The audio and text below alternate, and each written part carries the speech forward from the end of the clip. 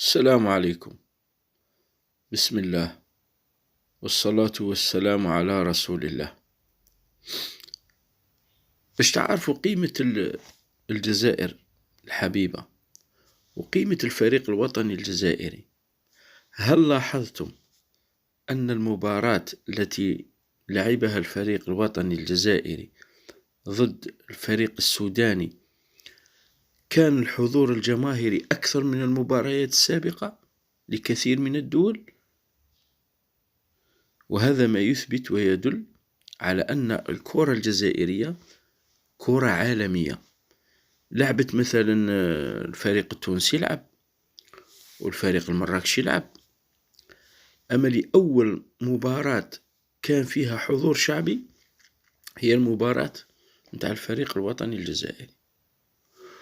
ولولا المؤامرة التي قام بها الصهيوني فوزي لقجع لكان هناك حضور أكثر من هذاك الحضور للجزائريين، وكانوا غادي يعطوا واحد الدفعة. والدليل كأس العرب في قطر. لماذا قطر فتحت المجال للجزائريين؟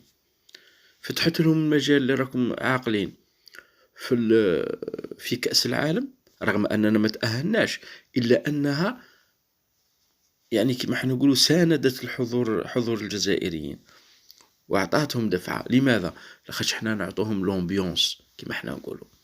ما على باليش أنا إلا كان راني نهدر بالفرنسي نيشان عندي هذه الكلمة وبعض الكلمات راك فاهم؟ احنا نعطوا ذيك الحماسية، نعطوا هذيك الجو المرح باش تعرفوا على بالكم. وهي المفروض على بالكم الفيفا تدير جائزة على بالك لهذا المشجعين، كما احنا نقولوا الشعب اللي يشجع اللي يحضر اللي يعطي هذا الرميز، دير له جائزة الفيفا المجلخة.